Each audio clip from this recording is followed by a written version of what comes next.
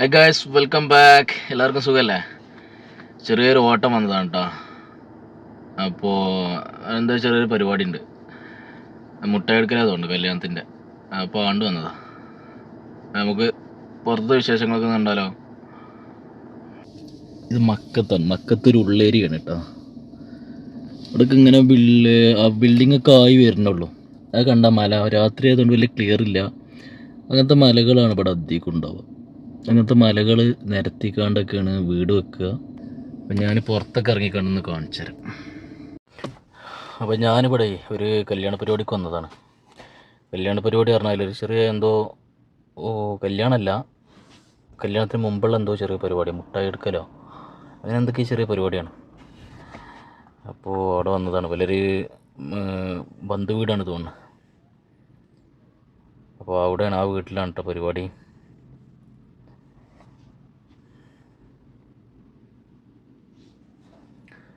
ആൾക്കാരൊക്കെ എത്തി തുടങ്ങണുള്ളൂ.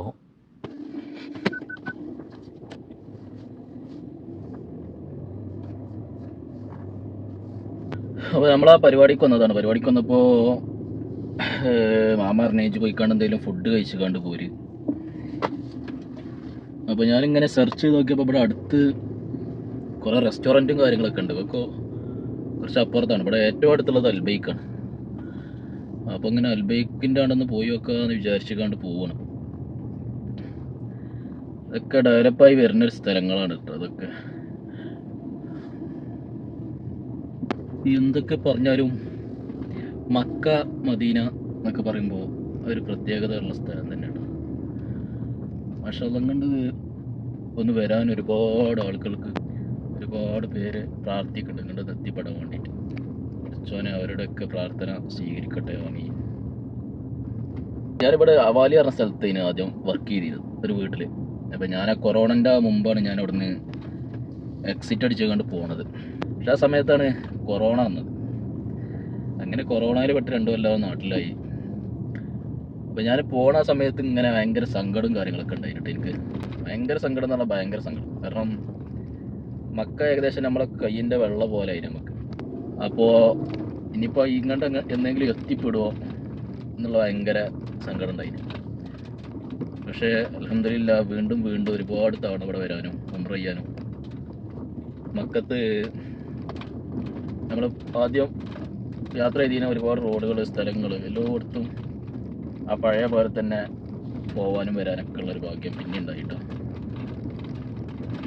അപ്പോൾ വണ്ടിൻ്റെ ബാക്കിൽ എന്തോ ഇളകുണ്ടെന്ന് നോക്കട്ടെ.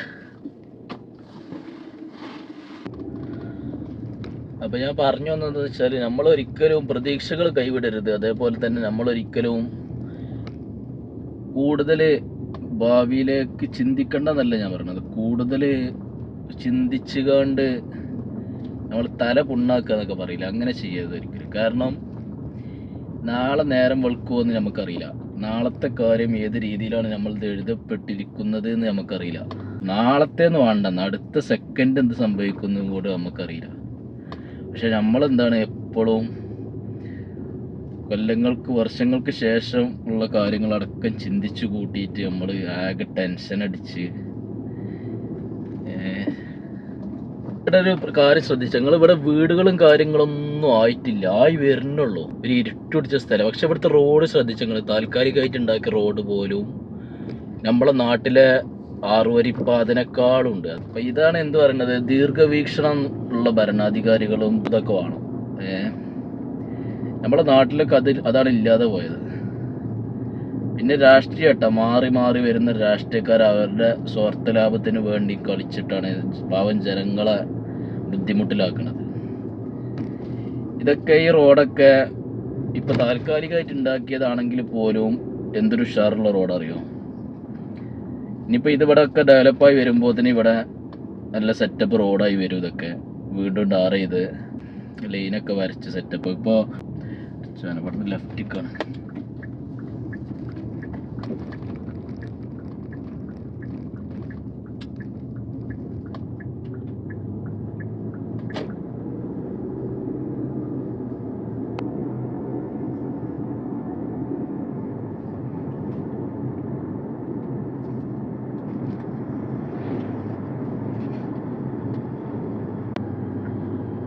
ഗ്ലാസ് എന്തോ ഒരു പുകട്ട മൂടിയ മാതിരിണ്ടല്ലേ. എന്താ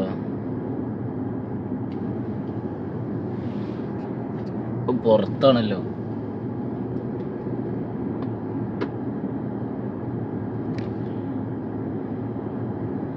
ഒന്ന് വെള്ളം അടിച്ച് നോക്കിയാലോ. വെള്ളം അടിച്ചാൽ ബാക്കിൽ വണ്ടി വരുന്നുണ്ട്, അല്ലെങ്കിൽ വെള്ളം അടിക്കുക.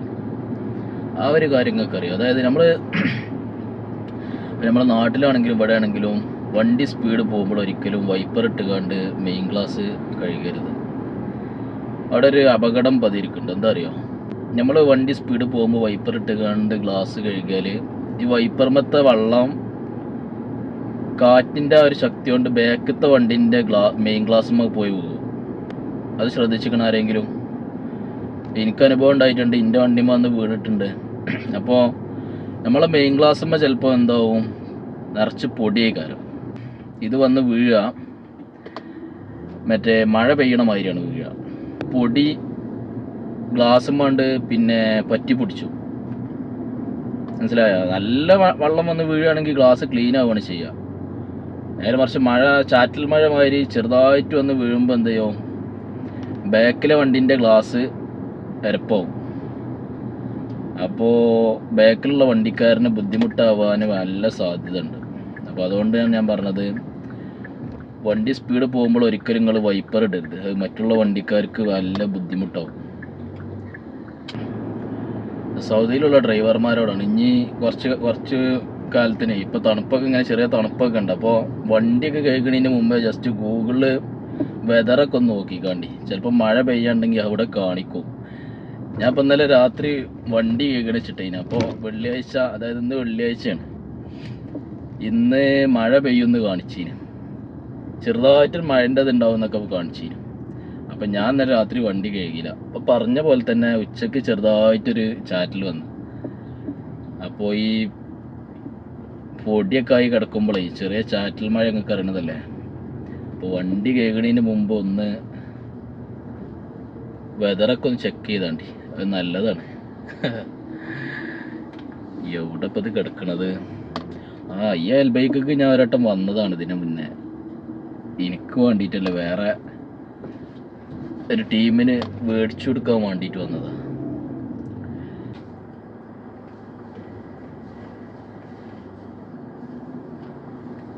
ചെറിയ ഗ്യാപ്പാ, വണ്ടി ഇട്ടാൽ ഡോറ് തുറക്കാൻ വയ്ക്കൂലെന്നാവും.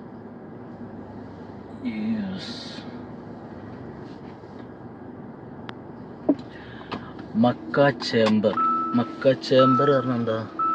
കോടതിയാ?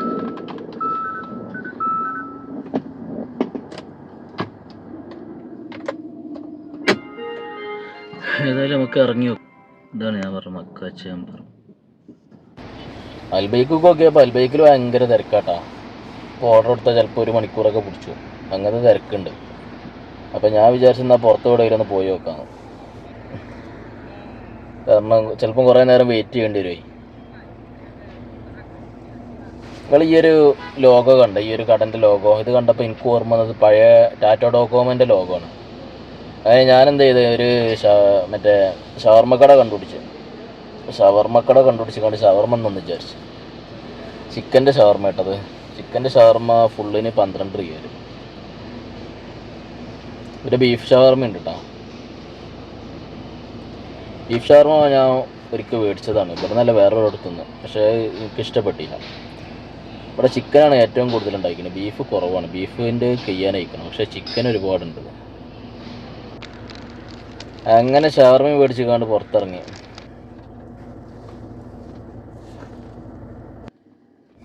അവിടെ ചിക്കൻ്റെ ഷവർമ്മ അത്ര തോനെ ഒരുപാട് വലിയ റോളാണ് ഉണ്ടാക്കി വെച്ചിരിക്കുന്നത്. അതെന്താ സംഭവം എന്നറിയാമോ? ഒന്നാമത് ഹൈവേൻ്റെ സൈഡാണ്. പിന്നെ അതേപോലെ ഉംറയ്ക്ക് വരുന്നവരൊക്കെ പിന്നെ ഉണ്ടാവും ഒരുപാട്. അപ്പോൾ അതുകൊണ്ടൊക്കെ നമ്മൾ വിചാരിച്ചോ ഒന്നും കഴിയൂലെന്ന്, പക്ഷെ അതൊക്കെ പെട്ടെന്ന് കഴിയും. അത് ഞാൻ നേരത്തെ പറഞ്ഞില്ലേ, നമ്മൾ ഭാവിയെ കുറിച്ച് കണ്ട് വെറുതെ ആശങ്കപ്പെട്ടിട്ട് കാര്യമില്ലെന്ന്. ഇപ്പം ഈ പിന്നെ സ്ഥലമൊക്കെ അതാ. അപ്പം ഞാനിപ്പോൾ ഈ വണ്ടി സൈഡാക്കി നടന്ന് പോയി അവിടെ അൽബൈക്കുള്ള ആ സ്ഥലം കാര്യങ്ങളൊക്കെ അവിടെ ഒരു കാലത്ത് ഞാൻ വണ്ടി ഓടിച്ചിക്കാണ്ട് വന്ന സ്ഥലങ്ങളാണ്. പിന്നെ എനിക്ക് ഓർമ്മ വന്നത്.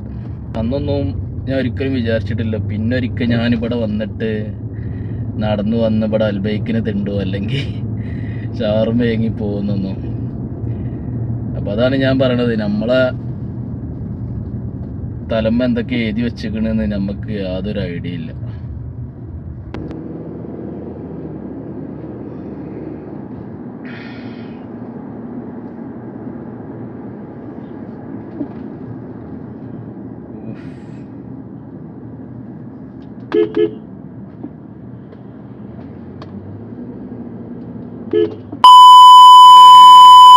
കണ്ണും മൂക്കില്ലാതെ കയറി വന്നത്.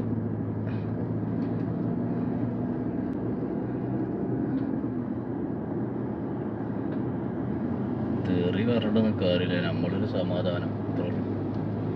ഇപ്പത്തെ ദേഷ്യത്തിന് തെറി പറഞ്ഞാലും പിന്നെ വാണ്ടിന്നില്ലാന്നോ. പക്ഷെ ഓന് ചെയ്ത ചെറ്റത്തിലാണ്. സൈഡിൽ നിന്ന് മെയിൻ റോട്ടിലേക്ക് കയറുമ്പോൾ ഒന്ന് നോക്കണം. അത് മാത്രമല്ല, ഞാൻ ഓൺ അടിച്ചിട്ട് ഓന് ഡ്രൈവർ സീറ്റിൽ നിന്ന് കണ്ട് കയ്യും കാലൊക്കെ കാട്ടീന്. പരിചയമില്ലാത്ത റോട്ടും കൂടെ പോകുമ്പോൾ ചെറിയൊരു ശ്രദ്ധ വേണ്ടിരും. കാരണം എവിടെയാണ് അമ്പ് എന്ന് പറയാൻ പറ്റില്ല. കാരണം വലിയ വലിയ അമ്പാളുണ്ടാവും, ചിലപ്പോൾ ഒരു അടയാളമൊന്നും ഉണ്ടാവില്ല. അല്ലെ പിന്നെ വേറൊരായിട്ടുണ്ട്, എന്താ വെച്ചാൽ മുന്നിലുള്ള വണ്ടിക്കാരൻ ഇങ്ങനെ നോക്കിയാൽ മതി. അപ്പോൾ ഓൻ ബ്രേക്ക് ഓടിച്ചുമ്പോൾ നമുക്ക് മനസ്സിലാവും അവിടെ എന്തോ ഉണ്ട്. നമ്മളെ നാടും സൗദി അറേബ്യ ഏകദേശം ഒരേ വലിപ്പമാണ്. പക്ഷെ നമ്മളെ നാട്ടിൽ ജനസംഖ്യ കൂടുതലാണ്, അതാണ്. പിന്നെ ആളുകൾ സ്ഥലം വിട്ടു കൊടുക്കാനുള്ള വിഷയം കാര്യങ്ങളൊക്കെ. പക്ഷെ ഇതെന്താ വെച്ചാൽ നമ്മൾ ഒരുപാട് മുമ്പ് നോക്കണതൊക്കെ. അല്ലാതെ കുറേ ടൗണും കുറേ വീടൊക്കെ വന്നിട്ട് പിന്നെ പൊളിച്ച് മാറ്റിയിട്ട് അതിന് പൈസ കൊടുത്താലും കൊടുത്തില്ലെങ്കിലും പൊളിച്ച് മാറ്റിയിട്ട് പിന്നെ അവിടെ വികസനം കൊണ്ടുവരാറുണ്ടാലും കുറച്ചൊരു ബുദ്ധിമുട്ടുള്ള പരിപാടി തന്നെയാണ്. അപ്പോൾ അതിനാണ് ഈ ദീർഘവീക്ഷണം എന്ന് പറയുന്നത്. ഭരണാധികാരികൾക്ക് ഒരു 10-20 കൊല്ലം അല്ലെങ്കിൽ 30 കൊല്ലം 40 കൊല്ലം 50 കൊല്ലമൊക്കെ കഴിഞ്ഞാൽ ഇവിടെ എങ്ങനെ ഈ കാരം വാണ്ടി വരിക എന്നുള്ളൊരു ബോധ്യം ഉണ്ടായതുകൊണ്ടാണ് ഇവിടൊക്കെ ഇപ്പം തന്നെ അത്ര വലിയ റോഡും കാര്യങ്ങളൊക്കെ കൊണ്ടുവരുന്നത്. പക്ഷെ നമ്മളെ നാട്ടിൽ അതല്ല, 3 അടി റോഡ്, 2 അടി റോഡ്, അങ്ങനെയൊക്കെയാണ് കാര്യങ്ങൾ.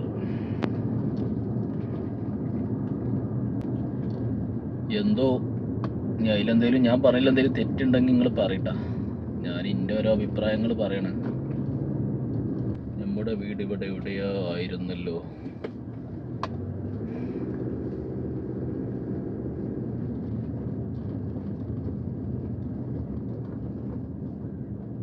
From here yes. ഇവലൊക്കെ ഒരു വൈബിന് ഇങ്ങനെ പുറത്ത് വന്നിരിക്കുകയാണ് കേട്ടോ. പുറത്ത് ഇവിടെയാണ്. ഇതിൽ കൂടെ എങ്ങനെ ഇറങ്ങിയാൽ നമുക്ക് നമ്മളെ വഴി കിട്ടും. നമ്മൾ വണ്ടി നിർത്തിയിട്ട് അടുത്ത് ആരെങ്കിലും ഉണ്ടാ, അല്ലെങ്കിൽ അവിടെ വേണ്ട, നമുക്ക് ഇവിടെ നിർത്തിയിട്ട്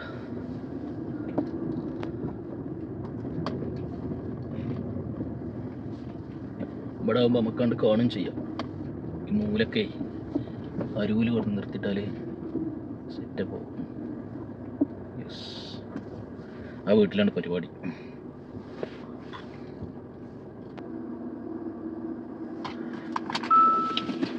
ഇവിടുത്തെ വീടുകളൊക്കെ പ്രത്യേകത എന്താണെന്ന് വെച്ചാൽ പുറത്തേക്ക് കാണാൻ വലിയ ചൊറുക്കൊന്നും ഉണ്ടാവില്ല, പക്ഷേ ഉള്ളിൽ ഇല്ലാത്ത സെറ്റപ്പും കാര്യങ്ങളും ഉണ്ടാവില്ല. നമ്മുടെ നാട്ടിൽ അങ്ങനെയല്ല. നമ്മുടെ നാട്ടിൽ പുറത്തേക്ക് കാണുമ്പോൾ ഭയങ്കര രസമാണ് വീടൊക്കെ, ഉള്ളിൽ പോയാൽ ഒരു സൗകര്യം ഉണ്ടാവില്ല. അങ്ങനെയൊക്കെയാണ് കാര്യങ്ങൾ. ഞാൻ എൻ്റെ ഷവർമ തിന്നട്ടെ. ഇതാണ് നമുക്ക് കിട്ടിയ ഷവർമ കേട്ടോ, തിന്നോക്കട്ടെ. പക്ഷെ അതെന്താ, ഞാൻ വിചാരിച്ച മൂട്ടയാണ്. അങ്ങനെ സമയം ഇപ്പോൾ 12:15. ഇതുവരെ അവിടുന്ന് ഇറങ്ങിയിട്ട് വരെ വേറെ ബന്ധുവീടുണ്ടായിരുന്നു ഇവിടെ അടുത്ത്, കുറച്ച് പുറത്ത്. അവിടേക്ക് വന്നതാ. അവിടെ വന്നിക്കാണ്ട് ഇങ്ങനെ വെയിറ്റ് ചെയ്ത് കണ്ട് ഇങ്ങനെ ഇരിക്കുക. സമയമാണെങ്കിൽ 12:16. പാറ കണ്ടങ്ങൾ, ഇങ്ങനത്തെ പാറയാണ് ഇവിടെ അധികം. മലകൾ ഇവിടെയൊക്കെ ആദ്യം വലിയ മലയിക്കാരം, അതൊക്കെ JCB കൊണ്ട് ഇടിച്ച് നിരത്തി ഉണ്ടാക്കിയ വീടാണ് ഇവിടെയൊക്കെ. അപ്പോൾ അതിൻ്റെ ബാക്കി വരുന്ന ഭാഗങ്ങളാണ് ഇതൊക്കെ. നമ്മുടെ നാട്ടിലെ ഒരു മറ്റേ ചെങ്കല്ലല്ല, കരിങ്കല്ലിൻ്റെ ഒക്കെ മാതിരി തറക്ക പടുക്കണ, പക്ഷെ അത്ര തന്നെ ഉറപ്പില്ലാത്ത ഇങ്ങനെ പാളിയൊക്കെ ഉണ്ട്, ഇങ്ങനെ പൊട്ടിപ്പോരുന്ന ഐറ്റംസ് അതാണ്. ഇനിയിപ്പോൾ എപ്പോഴാണ് വിളിച്ചതെന്നാവോ ഒരു ഐഡിയും കിട്ടണില്ല. നേരം 12:20 ഞാനൊരു കാര്യം ചെയ്തിട്ട് ഞാൻ വണ്ടിയിൽ കുറച്ച് ഇറങ്ങട്ടെ, മാമ ഇറങ്ങുമ്പോൾ വിളിച്ചോളും, അതാണ് നല്ലത്. മറ്റേ ഞാൻ പോകുമ്പോൾ ഡ്രൈവ് ചെയ്യുമ്പോൾ ഉറക്കം വരും, അതാണ്. അപ്പോൾ നല്ല വിശേഷങ്ങളുമായിട്ട് വീണ്ടും വരാം. അതുവരെ ബൈ, താങ്ക് യു. അങ്ങനെ സമയം 2 മണി രാത്രി, റൂമിലെത്തി. അൽഹംദുലില്ലാ. ജിദ്ദയിലൊക്കെ ഭയങ്കര മഴയാണ്. വണ്ടിയൊന്നും കഴുകാൻ നന്നായി. ഹോസ്റ്റലുകാർക്കെല്ലാം അറിയാം മഴ പെയ്താലുള്ള അവസ്ഥ. ഇനിയിപ്പോൾ കുറച്ച് ദിവസം അങ്ങനെയൊക്കെ തന്നെ ഇക്കാരം. 2 മണിയായി. 2 മണിക്ക് ഇനി രാവിലെ 6 മണിക്ക് എണീറ്റ് പോകണം. അപ്പം എന്നോട് മാമ പറഞ്ഞ്, മുഹമ്മദ് മാലിഷൊക്കെ പറഞ്ഞ്, പിന്നെ രാവിലെ പോയിക്കണ്ട് ഫാത്തിമാനെ എടുത്തുകൊണ്ട് വരണ്ട. അപ്പം ഞാൻ ചോദിച്ചാൽ ഫാത്തിമാനെ എടുത്തുകൊണ്ട് വരണമെങ്കിൽ രാവിലെ പോയിക്കൊണ്ട് ചോദിച്ചു. അപ്പം മാമയും ചിരിച്ചാണ്, പോയിക്കണ്ട് മറക്കല്ല, ഫൈസൽ ഇവിടെ ഇല്ല. ഫൈസൽ പറഞ്ഞാൽ ചെറിയ മോനാ, ഉണ്ടെങ്കിൽ ഓൻ പോയിന് എന്നൊക്കെ പറഞ്ഞു. ആയിക്കോട്ടെ കുഴപ്പമില്ല എന്ന് പറഞ്ഞു. കാരണം 30 റിയാൽ ഫുഡിനൊക്കെ തന്നിട്ടാ. അത് മാത്രമല്ല, നമ്മളോട് നല്ലപോലെ നിൽക്കുമ്പോൾ പിന്നെ നമ്മളായിട്ട് ഇതായി നിൽക്കണ്ടല്ലോ. പിന്നെ ഇപ്പോൾ രാവിലെ ഓളെ പോയി എടുത്തുകൊടുന്നാൽ പിന്നെ അസർ വരെ പരിപാടിയും കാര്യങ്ങളൊന്നും ഇല്ല. അപ്പോൾ പിന്നെ വിഷയമൊന്നുമില്ലല്ലോ. പക്ഷെ ചിലപ്പം രാവിലെ ആ ടൈമിൽ ഭയങ്കര ഉറക്കം വരും വണ്ടി ഓടിക്കുമ്പോൾ, അതാണ് ഒരു വിഷയം.